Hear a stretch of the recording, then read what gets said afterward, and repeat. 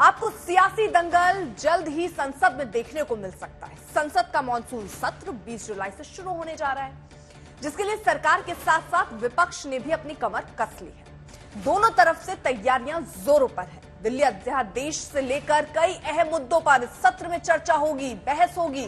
वो हो सकता है कि वोटिंग भी हो, यानी सरकार के साथ साथ विपक्ष की एकजुटता का भी ये टेस्ट होने वाला है, क्योंकि 5 राज्यों में विधानसभा चुनाव हैं और लोकसभा चुनाव में जाने से पहले ये सत्र सरकार और विपक्ष दोनों के लिए एक ऐसा प्लेटफॉर्म बन सकता है जहां से जीत के रास्ते जुड़ सकते हैं। मानसून सत्र की घंटी बज गई है, तारीख का ऐलान हो गया है। संसदीय कार्य मंत्री प्रहलाद जोशी ने कहा, संसद का मानसून सत्र 20 जुलाई से शुरू होगा और 11 अगस्त तक चलेगा। मैं सभी पार्टियों से सत्र के दौरान संसद के विधायी और दूसरे कामकाज में रचनात्मक योगदान देने की अपील करता हूं। तारीख तय है, एजेंडा भी तय है, लेकिन टेस्ट होना बाकी है। विपक्ष की एकता का टेस्ट, सरकार के संयम का टेस्ट, सियासत का लिटमस टेस्ट।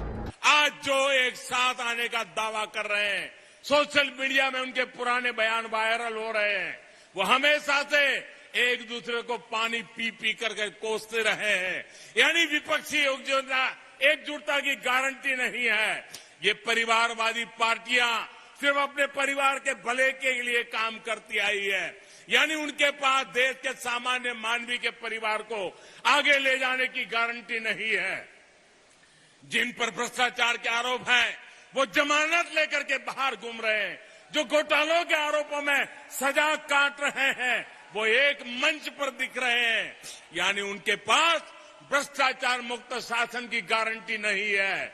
वो एक सुर में देश के खिलाफ बयान दे रहे हैं, वो देश विरोधी तत्वों के साथ बैठकें कर रहे हैं, यानी उनके पास आतंकवाद मुक्त भारत की गारंटी नहीं है। मानसून सत्र के दौरान मोदी सरकार राष्ट्रीय राजधानी क्षेत्र दिल्ली सरकार संशोधन अध्यादेश को लाने के लिए एक विधेयक ला सकती है। इस मुद्दे पर आम आदमी पार्टी लगातार विरोध कर रही है। इसके लिए केजरीवाल की पार्टी ने सुप्रीम कोर्ट का भी दरवाजा खटखटाया।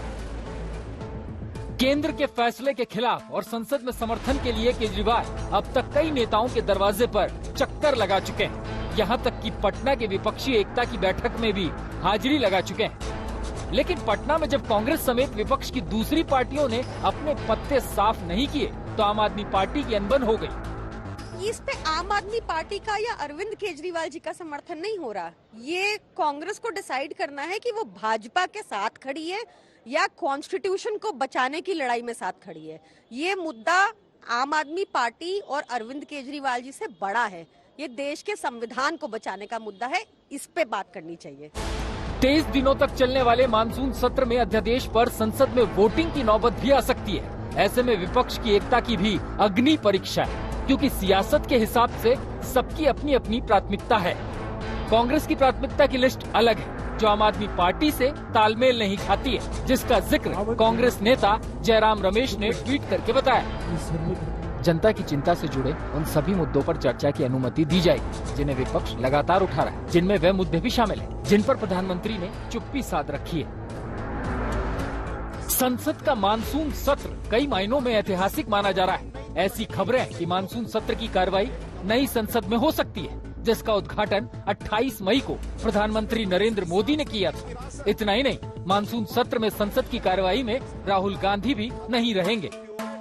अयोग्य होने की वजह से वो कार्रवाई में हिस्सा नहीं ले सकेंगे, लेकिन कांग्रेस के तेवर वैसे ही आक्रामक दिख सकते हैं। सत्र के हंगामेदार रहने की उम्मीद इसीलिए भी है, क्योंकि विपक्षी दल अगले साल लोकसभा चुनाव के मद्देनजर नरेंद्र मोदी के नेतृत्व वाली बीजेपी के खिलाफ एकजुट मोर्चा बनाने के लिए एकजुट हो रहे हैं। आज तक ब्यूरो।